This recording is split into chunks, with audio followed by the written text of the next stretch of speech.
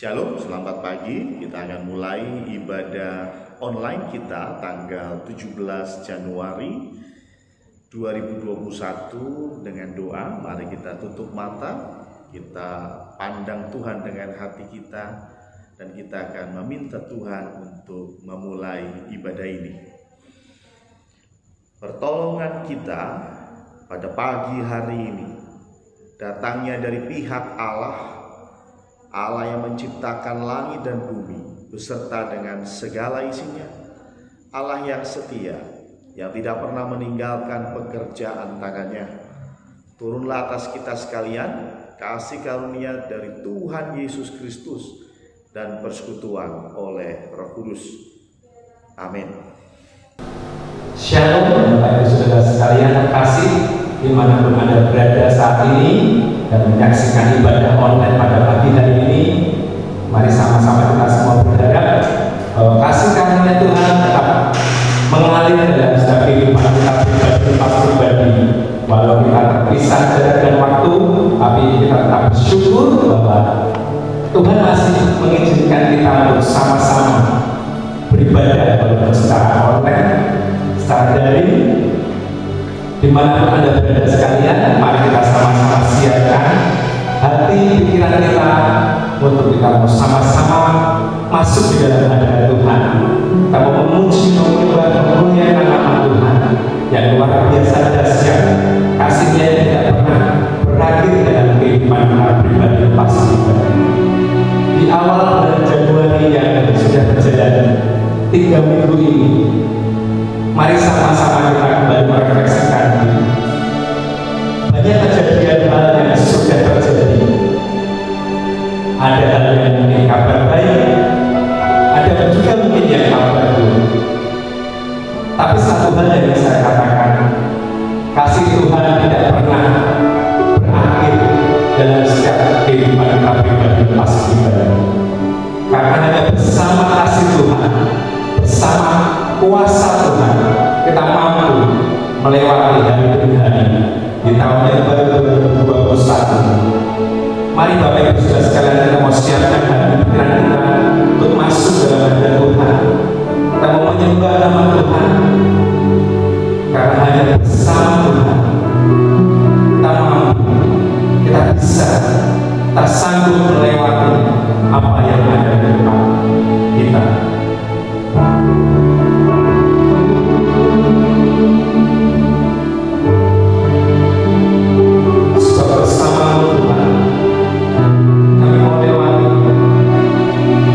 Mari sama-sama kita katakan,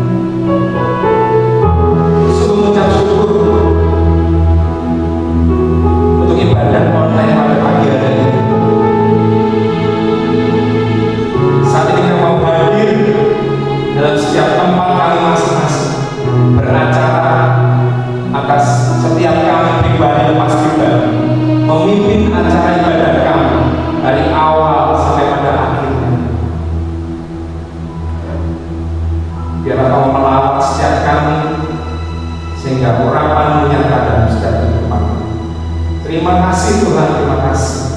Saat kami mau serahkan ibadah online pada pagi hari ini hanya di dalam nama Tuhan Yesus Kristus. Kami sudah berdoa dan mengucap syukur. Amin.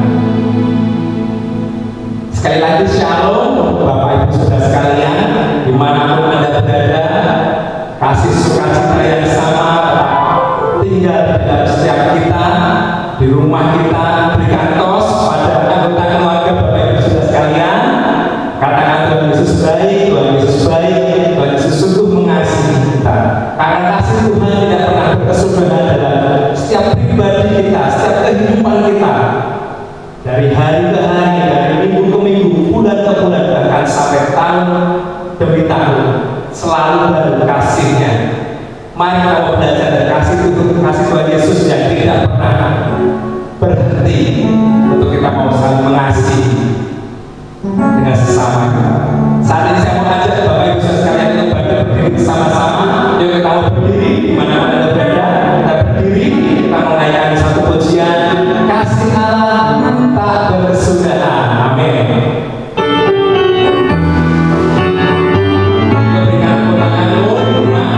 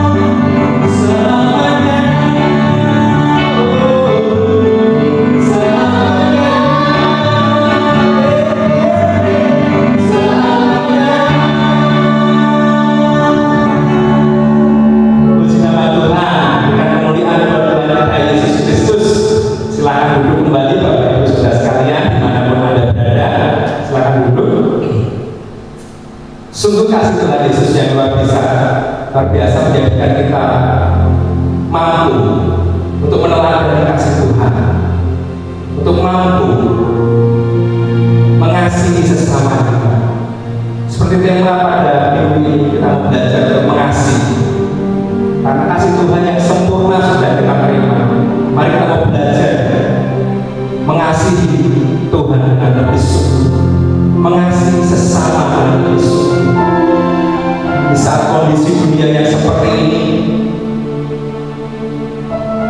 manusia lebih memilih untuk mengasihi diri sendiri. Tapi saat ini kita mau menjadikan teladan Tuhan Yesus dalam setiap kehidupan kita, untuk mau belajar mengasihi sesama lewat kasih Tuhan yang sudah kita terima. Mari Bapak Ibu Saudara, kita mau siapkan hati kita, kita siapkan pikiran kita untuk ditaburi dengan buah-buah kebenaran firman Tuhan, untuk semakin mengasihi Tuhan. Kita marikan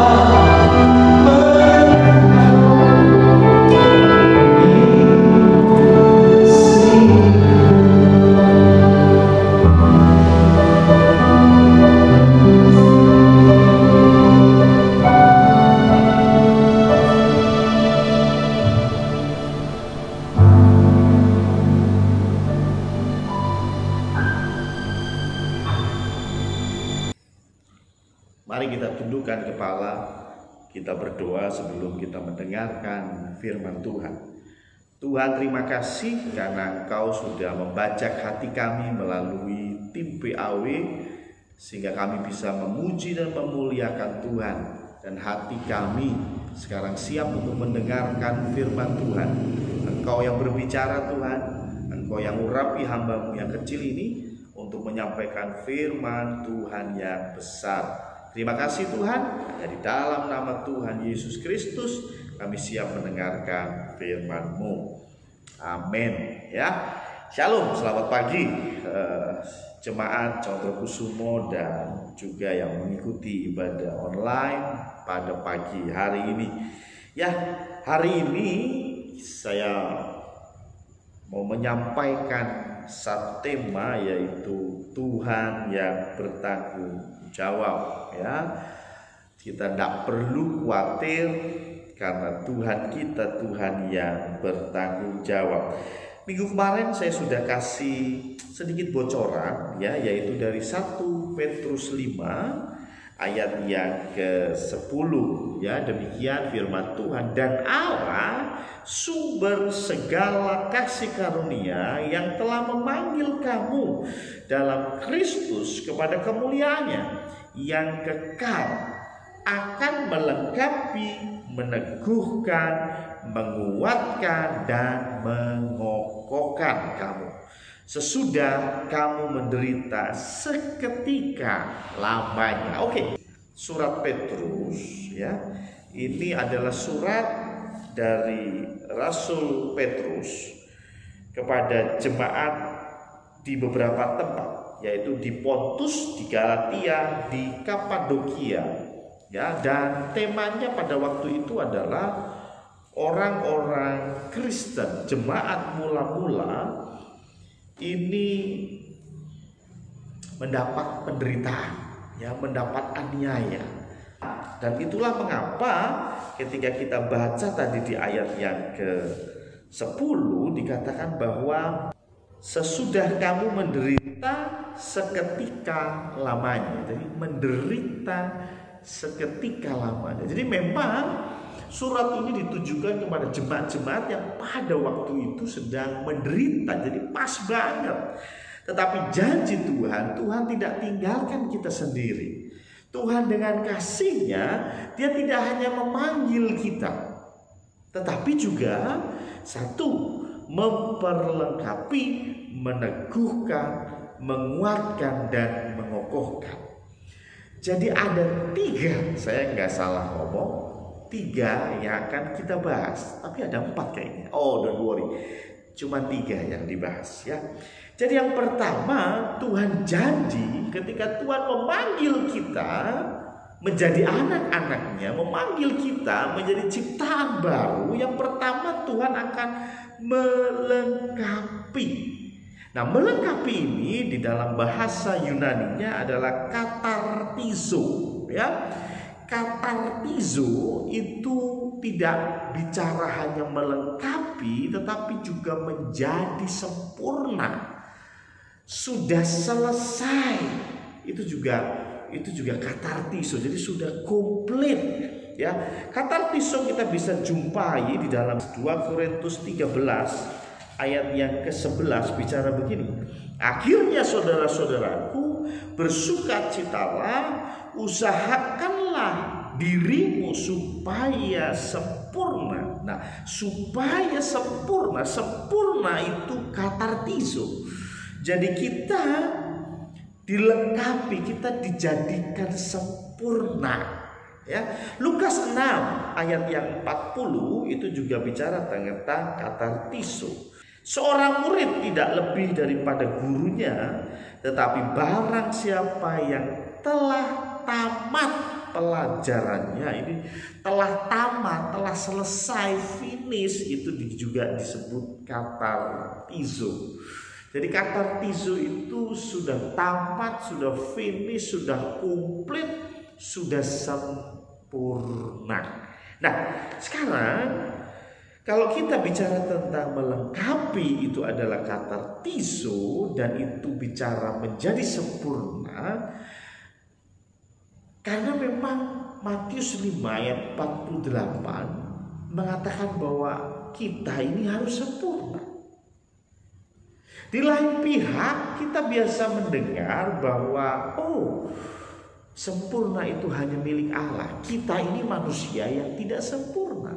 Ya, kalau kita dengar, kalau Anda dengar penjelasan saya tentang vaksin, saya berkata bahwa vaksin itu buatan manusia. Jadi kalau nggak sempurna itu normal, karena manusia itu nggak sempurna. Nah, tetapi kenapa Tuhan menuntut kita yang nggak mungkin sempurna untuk sempurna?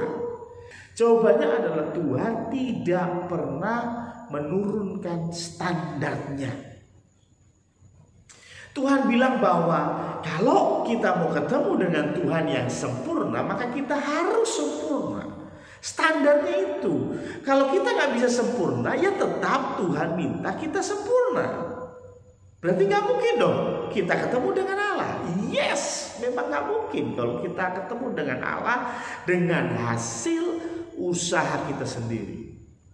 Banyak orang mencoba bertemu dengan Allah dengan hasil usahanya sendiri. Mereka berbuat baik, ya. Mereka melakukan ini dan itu. Mereka berharap Tuhan akan menerima mereka di surga. Tetapi Tuhan punya standar yang jelas. Kita harus sempurna, maka kita bisa masuk dalam hadiratnya. Permasalahannya, gak mungkin kita sempurna. Berarti gak mungkin ada yang sampai kepada Bapa. Saya bilang, ya, memang gak mungkin ada yang sampai kepada Bapa kalau pakai usaha sendiri. Ya, kalau kita tidak menggunakan, tidak percaya, tidak pakai kuasa yang daripada Yesus Kristus, impossible kita bisa sampai kepada Bapa. Ibrani 10 ayat yang ke-14 berkata demikian. Sebab oleh satu korban saja ia telah menyempurnakan untuk selama-lamanya mereka yang ia kuduskan. Jadi oleh satu korban saja, bicara tentang penyaliban Kristus, ia telah menyempurnakan. Dia telah menyempurnakan kita. Kita yang gak sempurna disempurnakan. Pas Allah melengkapi, Allah menyempurnakan, Allah lakukan katartizo, ya. Sehingga ketika Allah melihat Samuel, Allah tidak melihat Samuel, tetapi Allah melihat Yesus yang sempurna. Dan karena Yesus yang sempurna, yang dipandang oleh Allah Bapa, itulah maka saya menjadi sempurna. Maksudnya gimana sih? Gampang deh. Ada cerita dalam Alkitab, yaitu dalam 1 Raja-Raja 11 ayat yang ke-11 sampai 12. Ceritanya begini. Ini adalah Salomo yang sudah kacau di hadapan Tuhan. Salomo ini punya istri banyak, tapi bukan itu problem awal, itu bukan problem utamanya, tetapi Salomo ini mulai menyembah dewa-dewa lain, dan itu bikin Allah marah betul. 1 Raja-Raja 11 ayat yang ke-11 dan 12. Demikian firman Tuhan. Lalu berfirmanlah Tuhan kepada Salomo. Jadi Tuhan bilang Salomo, oleh karena begitu kelakuanmu, ya, menyembah Allah-Allah lain, yakni engkau tidak berpegang pada perjanjian dan segala ketetapanku yang telah kuperintahkan kepadamu, maka sesungguhnya aku akan mengoyakkan kerajaan itu daripadamu dan akan memberikannya kepada hambamu. Ayat 12. Hanya pada waktu hidupmu ini aku belum mau melakukannya. Oleh karena Daud ayahmu, dari tangan anakmu lah aku akan mengoyakkannya. Jadi gini, Allah itu dapat sama Salomo. Kelakuannya Salomo udah bikin Allah marah.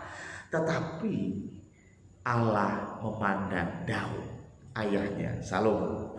Allah memandang Daud dan mengingat bagaimana Daud ini hidup berkenan di hadapan Allah. Karena itu Allah jadi sedikit meredam amarahnya. Dia bilang, kerajaanmu akan terpecah, tapi bukan pada waktu kamu hidup, tetapi nanti ketika kamu mati, maka di tangan anakmu kerajaan ini akan terpecah. Ya. Jadi sebetulnya Allah itu tidak empat sama Salomo, tapi karena Allah memandang Daud ayah Salomo, maka dia mengurangi hukumannya. Ya, Salomo masih bisa merasakan kerajaannya bersatu, tapi setelah Salomo mati, kerajaannya terpecah. Jadi artinya sama seperti tadi saya bilang, Allah memandang saya sebetulnya udah 4, karena saya nggak sempurna. Tapi karena Allah memandang Yesus yang sempurna, maka saya dibuat oleh Yesus menjadi sempurna. Ada satu cerita lagi Hizkia di dalam 2 Raja-Raja 20. Hizkia ini salah seorang raja yang dimana dia cukup baik, ya.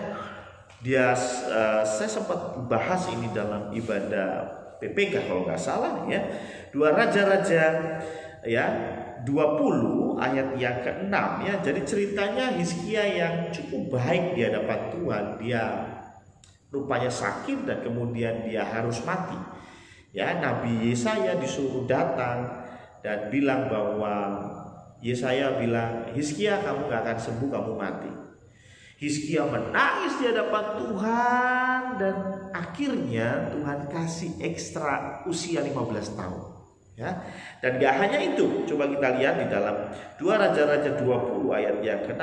Aku di sini Allah, aku akan memperpanjang hidupmu 15 tahun lagi, dan aku akan melepaskan engkau dan kota ini dari tangan Raja Asyur.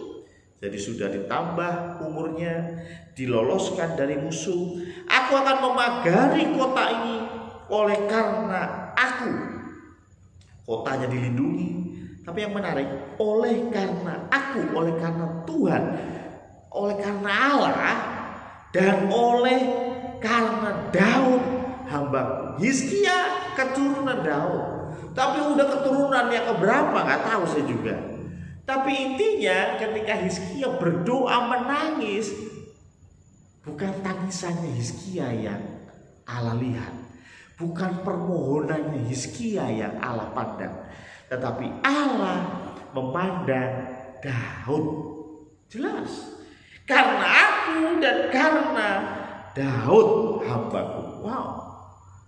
Sama seperti ketika kita, kehidupan kita, perilaku kita di mata Tuhan tidak sempurna, tapi karena Allah memandang kepada Yesus yang sempurna, maka kita disempurnakan, kita dilengkapi. Karena itu Tuhan kita, Tuhan yang bertanggung jawab. Dia tidak hanya memanggil kita, tetapi Tuhan juga menyempurnakan kita. Tuhan juga yang melengkapi kita. Tapi bukan berarti kita harus ya sudah santai saja, hidup ya seperti ini saja. Dulu suka nyuri, sekarang suka nyuri. Dulu suka bohong, sekarang suka bohong. Nah, ini namanya mempermainkan Tuhan. Tuhan tahu kita gak mungkin sempurna, tetapi kita harus mencoba untuk sempurna. Dan seberapa serius engkau mencoba sempurna, Tuhan tahu. Kalau engkau main-main di dalam hidupmu, engkau benar-benar tidak mencari kesempurnaan, maka Tuhan akan berkata, aku tidak kenal engkau, hai pembuat kejahatan. Tapi kalau kita sungguh-sungguh mau rubah hidup kita, sungguh-sungguh kita mau buat hidup kita sempurna, walaupun tidak mungkin sempurna, tapi kita mau terus lakukan, maka Tuhan yang akan sempurnakan. Tuhan tahu kapasitas kita masing-masing. Kalau engkau sungguh-sungguh ingin menjadi sempurna, Tuhan yang akan melengkapi, Tuhan yang akan katartiso kita. Yang kedua dikatakan bahwa Tuhan akan meneguhkan. Meneguhkan ini dalam bahasa aslinya adalah sterizo. Sterizo, meneguhkan itu sterizo. Sterizo itu lebih kepada memantapkan sebuah keputusan. Engkau sudah memutuskan sesuatu, tapi ada kalanya engkau goyah, dan engkau perlu peneguhan. Engkau perlu ada yang meneguhkan keputusanmu. Ini ada kata sterizo, ini kita bisa temukan di dalam Lukas 9 ayat yang ke-51 ya. Lukas 9 ayat yang ke-51, ketika hampir genap waktunya Yesus diangkat ke sorga, ia mengarahkan pandangannya, ia sterizo untuk pergi ke Yerusalem. Ia mengarahkan pandangannya. Apakah terus Tuhan Yesus lihat kepada Yerusalem dan gak lihat yang lain? Tidak. Maksudnya mengarahkan pandangannya, dia fokus, dia memantapkan keputusannya untuk pergi ke Yerusalem. Ya. Jadi sterizo itu memantapkan. Kita kadang-kadang memutuskan sesuatu, tetapi kemudian di tengah perjalanan kita ragu. Ketika awal pernikahan kita bilang, aduh Tuhan, ini jodohku, pasti jodohku, ini pasti jodoh yang daripada Tuhan, iya dan amin. Setelah pernikahan berjalan 15 tahun, engkau mulai ragu, Tuhan, jangan-jangan bukan dia jodohku ya. Nah, engkau perlu sterizo, engkau perlu diteguhkan ya. Dulu memang aku mantap, oh Tuhan, oke, jos, pokoknya saya ikut Kristus. Biasanya itu adalah kasih yang mula-mula, pertobatan baru. Tapi begitu ikut Yesus 10 tahun, 15 tahun, kadang-kadang kita mulai ragu. Benar gak sih Yesus itu mengasihi saya? Ketika dulu engkau bertobat, oh kau nangis di hadapan Tuhan, kau terima Kristus, oh kau juru selamatku, aku siap mati buat engkau. Tapi begitu kau menjadi Kristen 15 tahun, apakah engkau masih mantap dengan keputusanmu semula? Atau engkau sudah mulai ragu? Maka dari itu Tuhan yang akan meneguhkan, Tuhan yang akan sterizo kita. Nah, kenapa sih kita bisa ragu? Kita bisa ragu karena kita diombang-ambingkan oleh pengajaran. Ya, nggak usah jauh-jauh.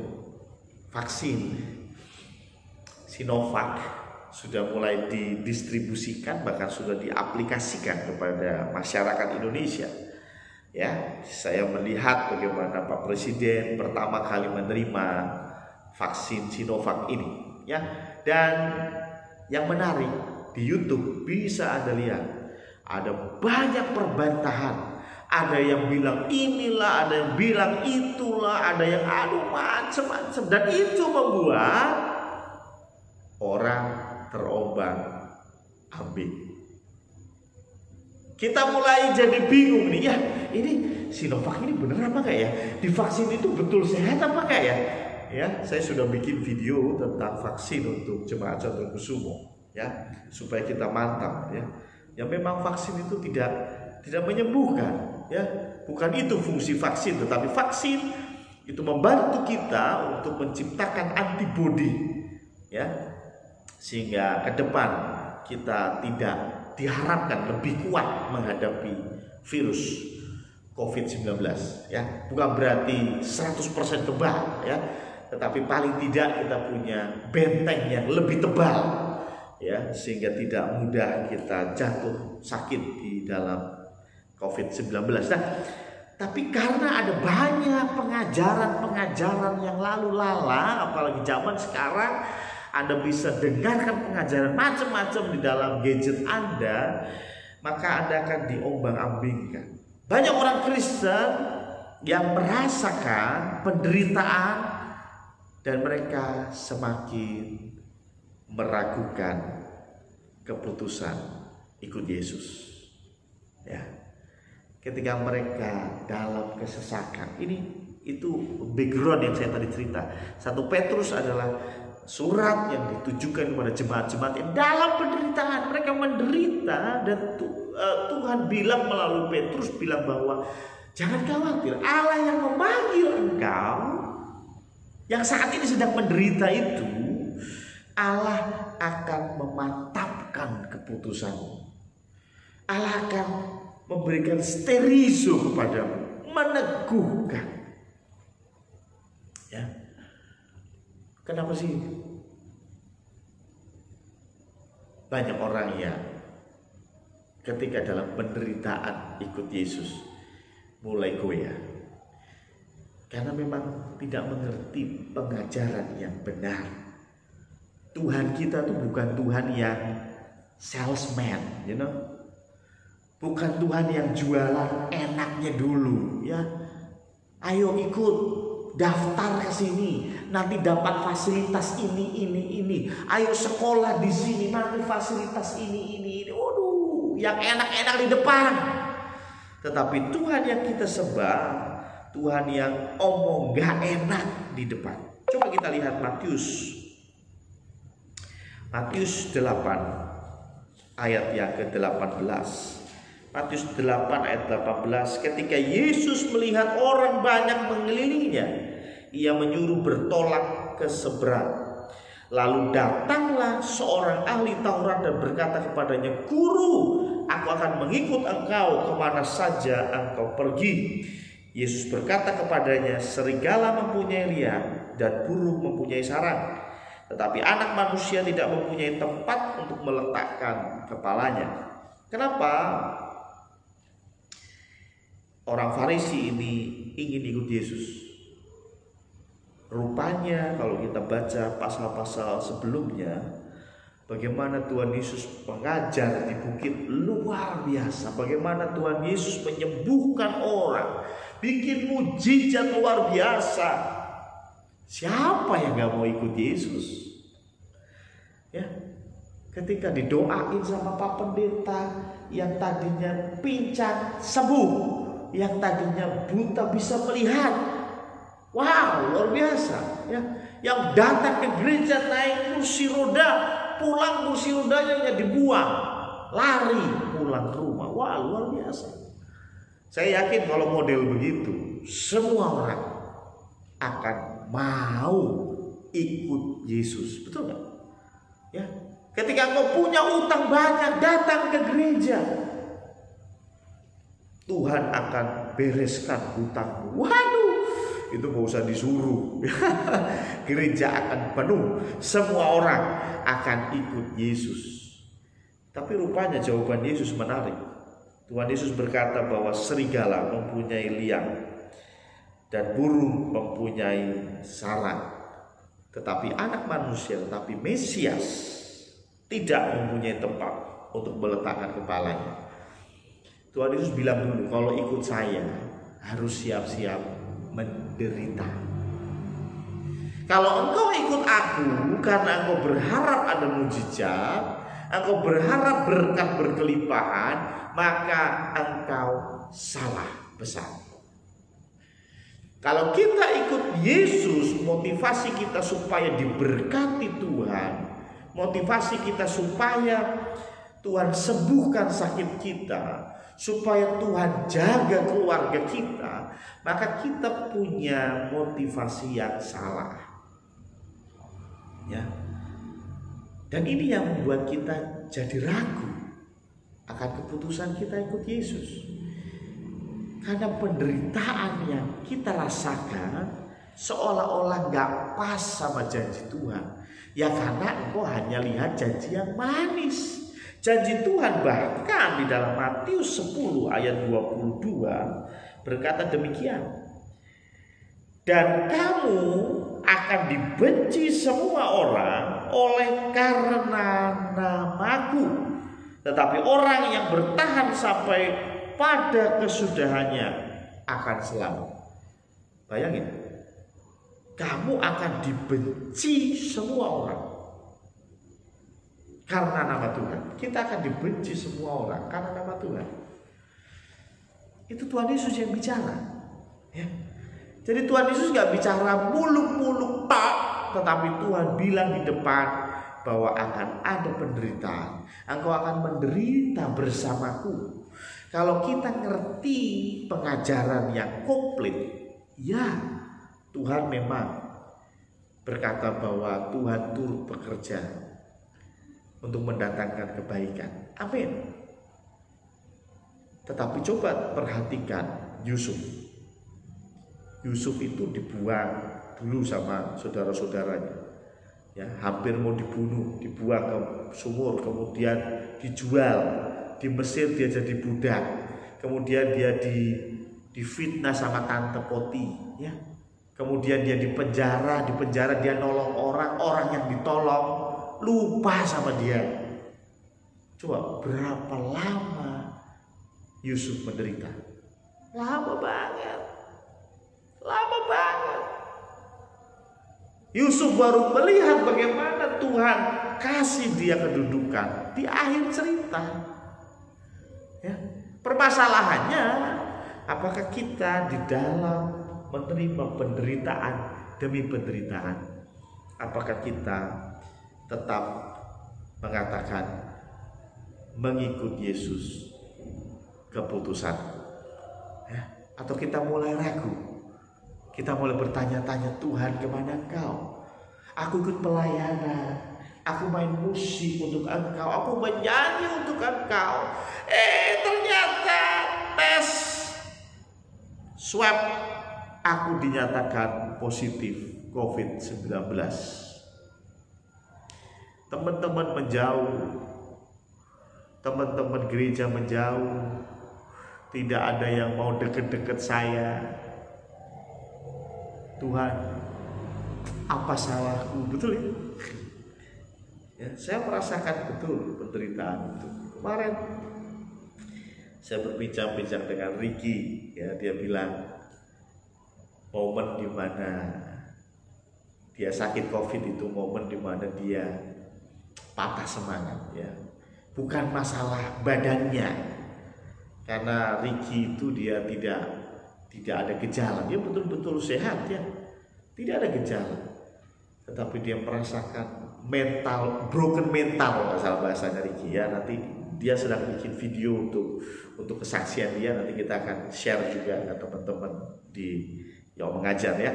Tapi intinya ada banyak dampak, tidak hanya dari kesehatan COVID-19 itu, tapi dampak sosial yang begitu terasa. Dan itu tentunya ketika kita dinyatakan positif, aduh Tuhan kok begini, saya melayani Engkau, saya kasih perpuluhan gak pernah telat, saya ke gereja 15 menit sebelum Pak Pendeta turun dari pastori, saya duluan datang, ya. Saya datang dari Jogja jauh-jauh untuk melayani Tuhan di Condrokusumo. Tapi kenapa Tuhan sakit ini Tuhan izinkan?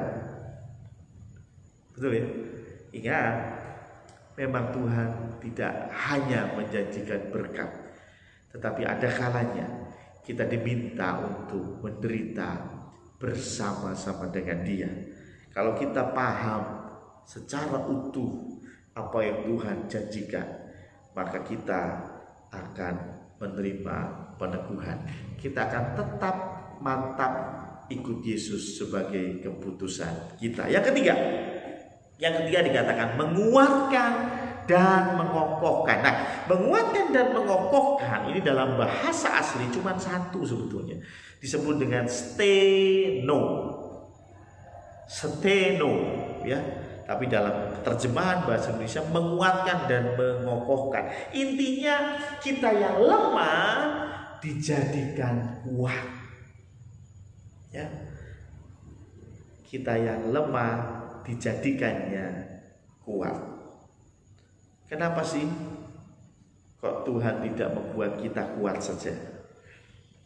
2 Korintus 12 ayat yang ke-9 dikatakan demikian. Tetapi jawab Tuhan kepadaku, ini cerita Paulus sakit dan Paulus minta Tuhan sembuhkan. Tetapi jawab Tuhan kepadaku, cukuplah kasih karuniaku bagimu, sebab justru dalam kelemahanlah kuasaku menjadi sempurna. Jadi rupanya dalam kelemahan kita, maka kuasa Tuhan akan sempurna. Sebab itu terlebih suka aku bermegah atas kelemahanku, supaya kuasa Kristus turun menaungi aku. Ayat 10.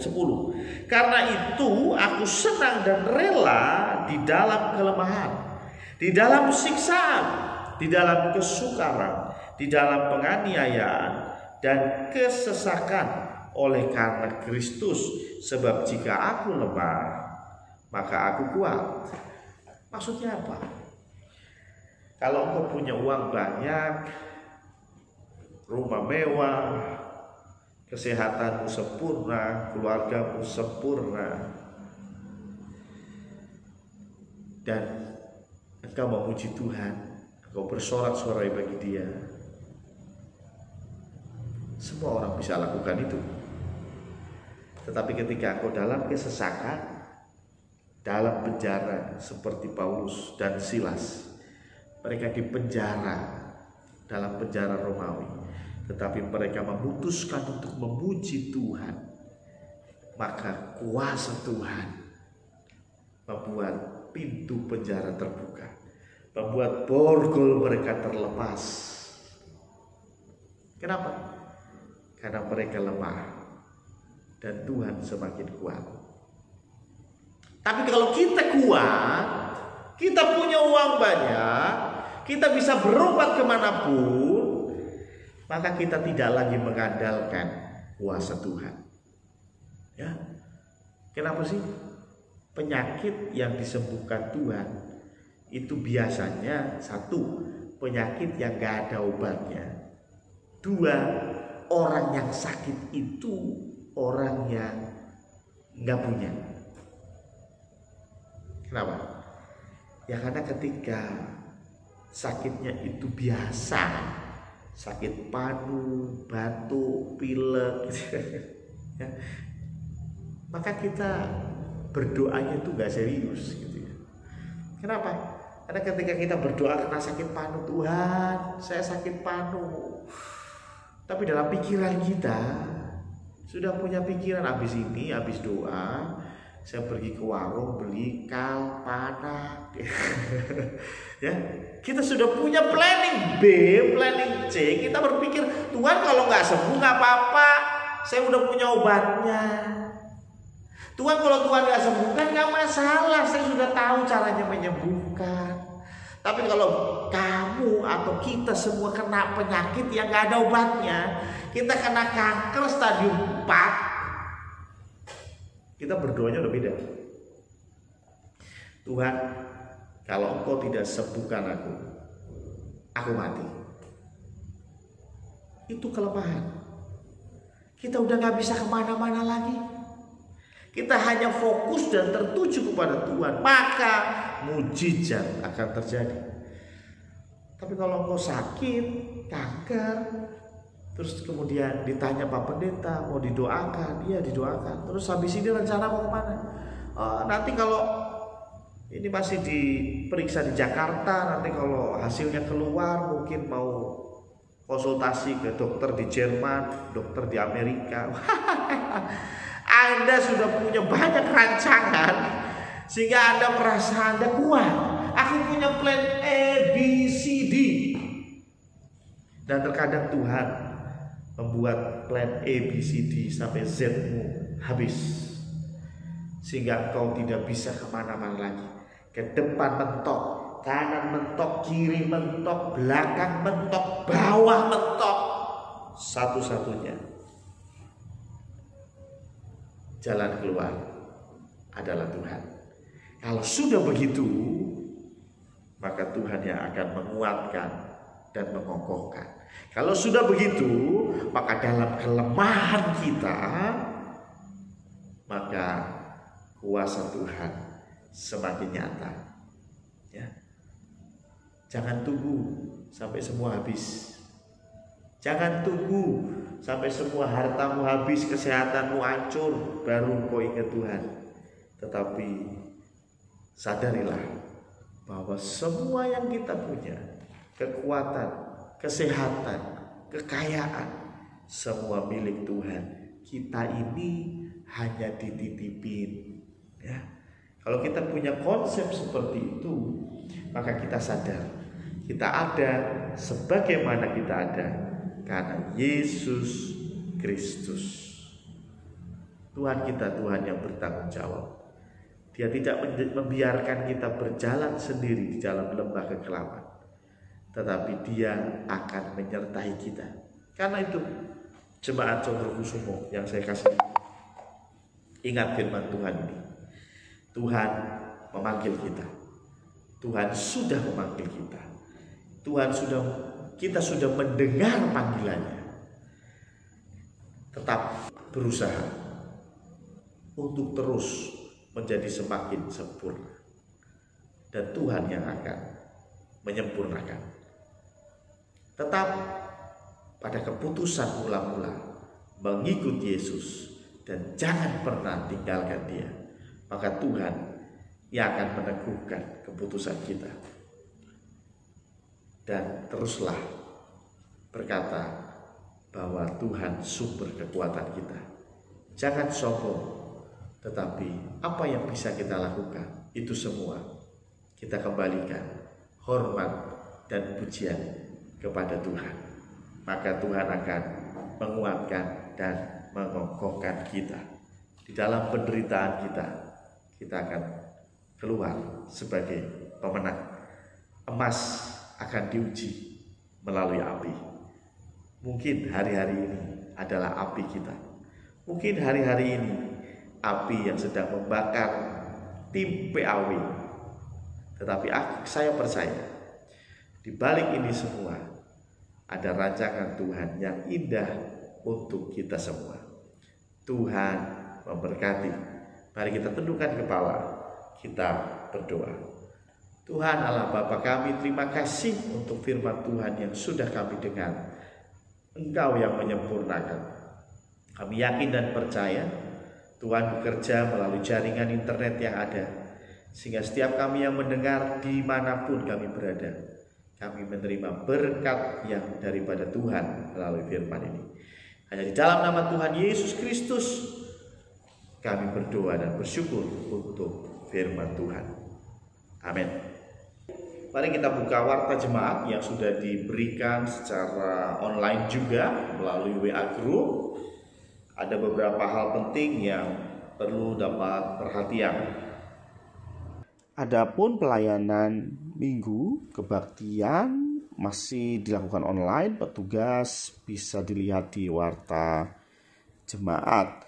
Untuk pelayanan sepekan semua juga dilakukan secara online. Untuk hari Rabu PWK disampaikan oleh Diaken Suharti, dan hari Sabtu firman Tuhan doa pagi akan disampaikan oleh Diaken Febe Kristiana. Selain itu akan disampaikan oleh saya sendiri. Untuk laporan kas pembangunan sampai dengan 16 Januari terkumpul 17.438.930 rupiah. Ya, ada ralat juga untuk laporan keuangan, ya. Jadi pemasukan ada laporan September sampai dengan Desember, ya. Ini laporan pemasukan sebesar 68.516.940 rupiah, sedangkan pengeluaran 47.718.767 rupiah, ya. Untuk warta khusus masih diberikan kesempatan untuk jemaat yang mau mendaftar baptisan air, ya. Diperkirakan katekisasi mundur sehingga katekisasi akan dimulai Februari, tapi tentu melihat situasi dan kondisi yang ada, ya. Sedangkan baptisan sejauh ini masih tetap dijadwalkan tanggal 2 April, ya. Itu saja untuk informasi dari warta jemaat. Ya, di samping itu saya juga menambahkan pengumuman. Yang pertama adalah untuk ibadah minggu depan tanggal 24 Januari 2021, ibadah tetap dilakukan secara online ya. Dan juga kita terus berdoa untuk Bigel yang sempat masuk rumah sakit dan sampai dengan hari ini juga masih berada di rumah sakit, dan juga untuk mamanya Ibu Brenda yang jatuh dari motor. Kita juga berdoa untuk mereka. Kita juga bersyukur dan berdoa juga untuk Pak Marno dan juga Aldo ya. Aldo juga kita doakan supaya bronkitisnya bisa segera pulih dan bisa segera melayani Tuhan ya. Dan juga kita bersyukur untuk Pak Marno yang juga setelah selesai memasang ring di jantung ya, dan itu semua juga tentu karena pertolongan Tuhan. Yang mari kita tundukkan kepala, kita berdoa untuk bangsa dan negara, kita berdoa untuk pelaksanaan pelaksanaan vaksin yang sedang dicanangkan oleh pemerintah, dan juga kita berdoa untuk kondisi bangsa Indonesia akhir-akhir ini yang ditimpa beberapa bencana ya. Ada gempa bumi, ada banjir bandang, juga ada pesawat yang jatuh ya. Kita berdoa untuk keamanan dan kedamaian bangsa Indonesia. Mari kita tundukkan kepala dan kita berdoa. Tuhan Allah Bapa kami, terima kasih. Kami bersyukur Tuhan untuk ibadah pada pagi hari ini. Engkau sudah campur tangan. Kami yakin dan percaya Engkau sudah memberkati kami melalui puji-pujian dan firman yang kami dengar. Kami berdoa Tuhan untuk beberapa jemaat yang dalam kelemahan fisik. Kami berdoa untuk Abigail yang masih terbaring di rumah sakit. Engkau yang berikan pemulihan kepadanya. Dan kami yakin dan percaya ketika Bigel berharap kepada Tuhan, maka Tuhan tidak akan pernah mengecewakan. Kami juga berdoa untuk Bu Brenda yang beberapa hari lalu juga Engkau izinkan jatuh dari motor. Engkau juga yang berikan pemulihan, terutama untuk kepalanya yang masih pusing. Engkau juga yang berikan kelegaan. Kami juga berdoa Tuhan, bersyukur untuk Pak Marno yang sudah melakukan pemasangan ring yang kedua.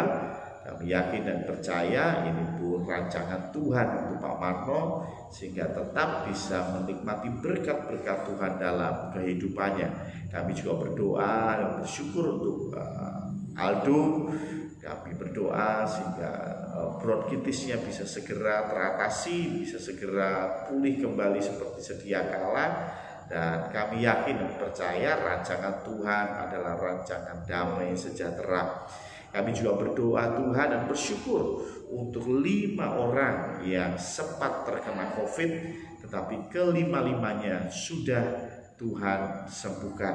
Kami yakin dan percaya pertolongan Tuhan tepat pada waktunya dan nyata bagi mereka dan juga bagi kita semua. Terima kasih Tuhan, terima kasih. Kami berdoa untuk bangsa Indonesia yang tentunya dalam kondisi yang beberapa bencana yang datang, mulai dari gempa bumi, ada banjir bandang, juga ada pesawat yang jatuh. Kami berdoa Tuhan, biarlah perlindungan yang daripada Tuhan turun atas bangsa kami, sehingga bangsa ini bisa mendapat kedamaian. Kami juga berdoa untuk pergolakan politik yang ada, Engkau yang campur tangan, karena kami yakin dan percaya burung Garuda tidak akan jatuh tanpa seizin Tuhan.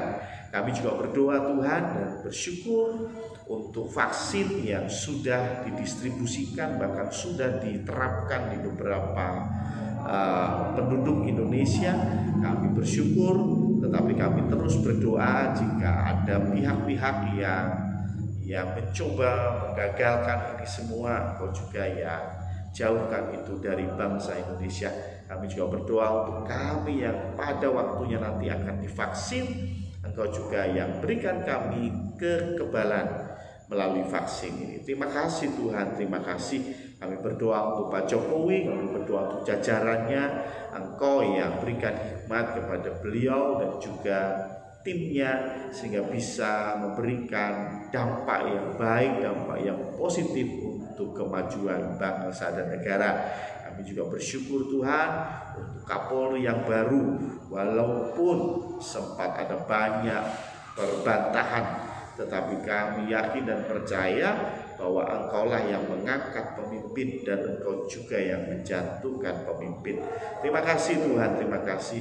Berikan hikmat kepada Kapolri yang baru, sehingga dengan tangannya bisa memberikan rasa aman kepada seluruh bangsa Indonesia. Terima kasih Tuhan, terima kasih. Masih banyak PR bangsa ini untuk dibenahi, terlebih pasca COVID-19. Ada banyak yang harus dibenahi, terutama dari segi ekonomi. Tetapi kami punya Tuhan yang perkasa, kami punya Tuhan yang luar biasa. Kami yakin dan percaya Engkau merancangkan yang baik juga untuk anak-anak Tuhan di Indonesia. Kami adalah pilar-pilar doa bagi bangsa Indonesia. Terima kasih Tuhan, terima kasih. Kami berdoa untuk setiap kami yang menyaksikan siaran online ini, dimanapun kami berada, biarlah berkat Tuhan turun atas kami. Terima kasih Tuhan, terima kasih. Bapak, Ibu, adik-adik, segenap pendengar ibadah online pada pagi hari ini, mari kita tutup ibadah ini dengan doa berkat. Bukalah hatimu, pandanglah Tuhan dengan hatimu dan terimalah berkat Tuhan.